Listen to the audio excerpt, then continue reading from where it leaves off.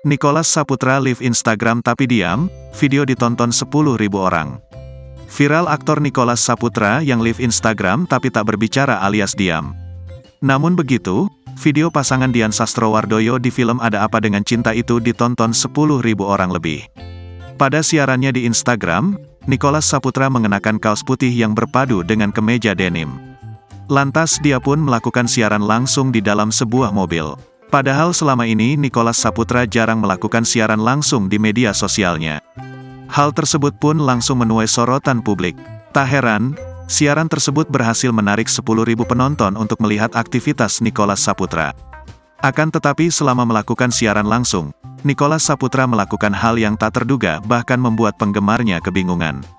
Pasalnya, pemeran Rangga dalam film Ada Apa Dengan Cinta ini hanya diam meski beberapa kali tersenyum saat membaca komentar penggemarnya di siaran tersebut. Momen Nicholas Saputra siaran langsung tapi hanya diam itu pun langsung menuai beragam komentar netizen. Dia live tapi ngomongnya pakai mata batin, komentar salah seorang netizen. "Mas, kamu ditantang apa sih live kok diem aja begini," kata yang lain. "Kamu diem aja udah buat aku salting, gimana kalau ngomong," tutur lainnya.